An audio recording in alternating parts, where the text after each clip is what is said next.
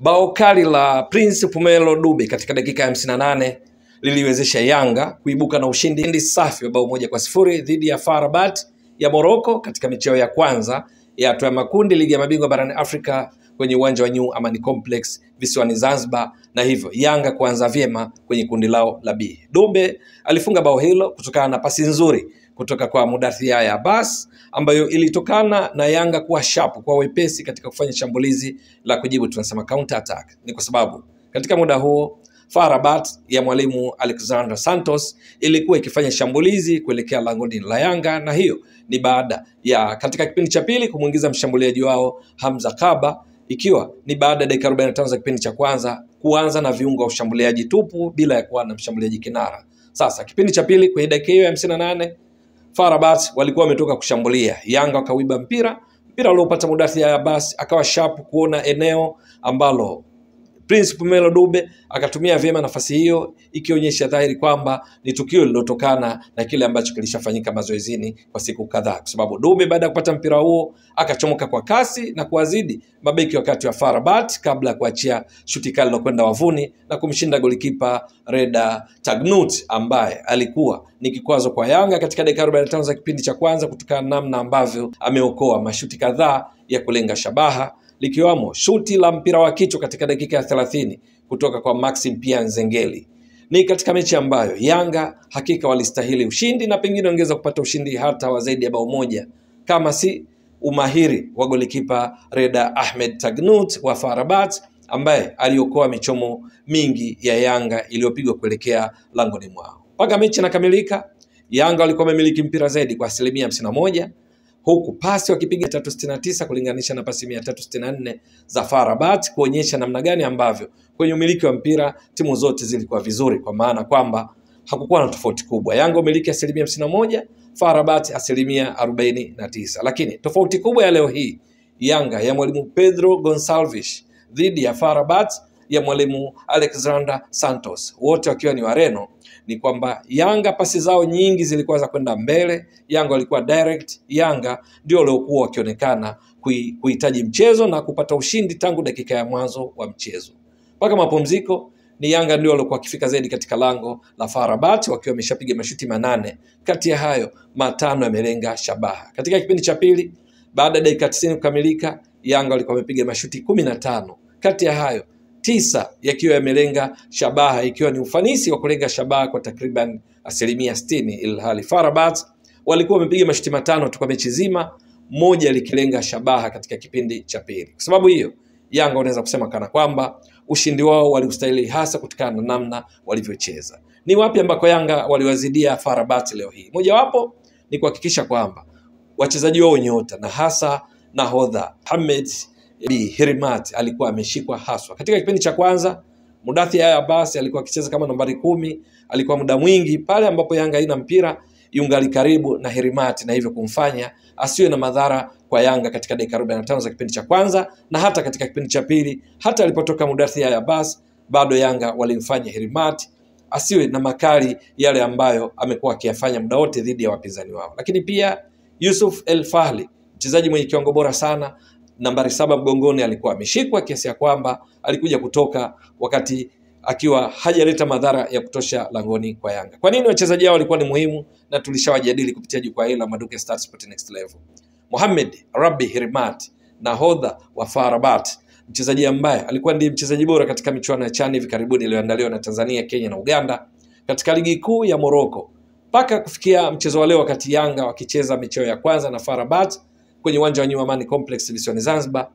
Kwenye mechi 8 za ligi kuu ya Morocco wakiwa kwenye nafasi ya pili wana pointi 18, walikuwa tuseme mpaka sasa wamefunga mabao 14, wameruhusu bao moja tu.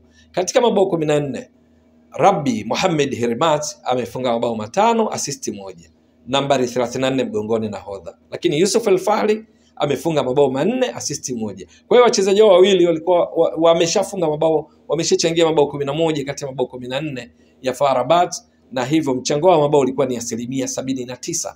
Sasa Yanga kwa kutambua hilo, wachezaji nyota wa FAR Rabat wakiwemo hao wawili hawakupata hiyo fursa kwa sababu ya namna ambavyo mwalimu Pedro Gonçalves aliwapa majukumu wachezaji wake, hasa Mudathir Yahya Abbas kumfanya Hirimat asiwe na madhara mpaka mapumziko. Hirimati ambaye ndiye pasi master wa FAR Rabat katika ligi kuu yao ya Morocco, mechi 8 ndiye alitoa pasi nyingi zaidi, pasi 493 amepiga, zimefika pasi 444, usahihi wa pasi ukiwa ni 90%.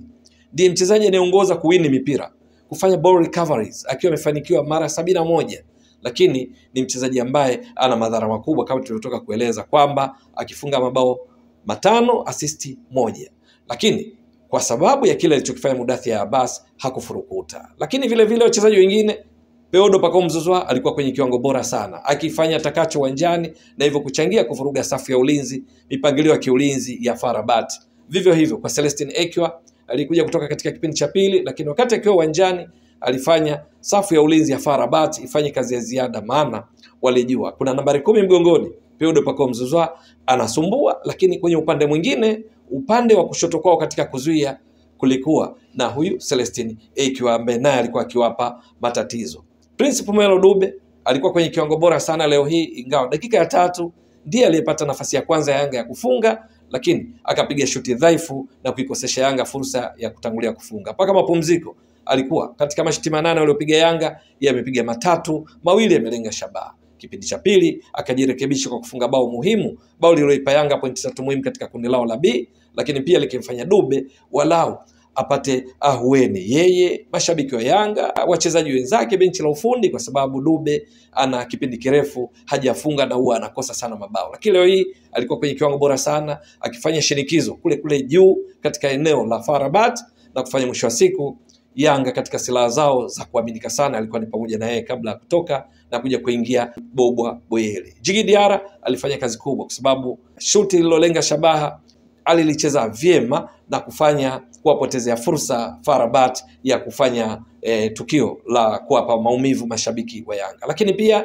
mwamuzi Ahmad Imtehaz kutoka Mauritania hakuvurugwa na shinikizo kutoka kwa wachezaji wa FAR Rabat ambao kuna wakati walikuwa wakiigiza kujaribu kupoteza muda tangu mwanzo wa mchezo, hasa kwa goalkeeper Reda Ahmed Tagnut, lakini Yanga walisimama imara na mwamuzi alikuwa makini kwa kumpa kadi ya njano na hivyo kumfanya aache tabia hiyo ya kupoteza muda. Yanga baada ya kupata bao na kuongoza waliendelea kufanya shinikizo langoni kwa FAR Rabat, na goalkeeper Djigui Diarra kuelekea mwishoni mwa mchezo alifanya vyema katika kile kinachoelezwa kwamba ni game management, kwamba unapata mpira unajaribu kuwa nao kwa sekunde nyingi ili kuhakikisha muda unaendelea kuisha na hatimaye kuwezesha timu yako kupata pointi 3 muhimu. Hata dakika 4 za nyongeza za mwamuzi Ahmed Imtehaz bado hazikutosha kwa FAR Rabat kuweza kusawazisha, bali Yanga waliocheza kwa kiwango cha juu mno leo hii wakaibuka na ushindi wa bao 1-0 na hivyo kuanza vyema katika harakati zao za kuhakikisha wanakuwa miongoni mwa timu mbili zinazofuzu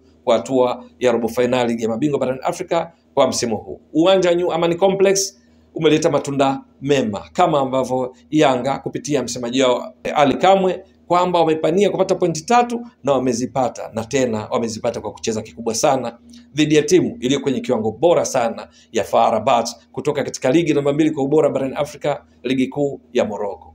Kilichobaki ni Yanga kuendeleza kile ambacho wamekifanya kwa uzuri leo hii katika mechi dhidi ya FAR Rabat, lakini kati ya yale ya kufanyia kazi kwa mwalimu Pedro Gonçalves ni juu ya namna ya kutumia nafasi wanazojitengenezea wenyewe. Lakini jambo lingine ni juu ya kuhakikisha kwamba wapinzani kwenye mipira ya kujibu hawamfikii goalkeeper Djigui Diarra, jambo ambalo wamelifanya vyema sana leo hii, basi waendeleze katika mechi zinazofuatia. Wachezaji wengi ndani ya Yanga walionyesha kiwango bora sana. Israel Patrick Mwenda, Mohamed Hussein Shabalala, Ibra Baka, Dickson Job, Dzuki Abuya, Mudathir Abbas, lakini Celestin Ekwa, Peodo Pacome Zouzoua, Prince Pumelo Dube kwa kiasi kikubwa hata walioingia kipindi cha pili wakiwemo kina Edmond John, Bobwa Boyeli walifanya kinachostahili kuiwezesha Yanga kupata pointi 3 muhimu. Wote performance.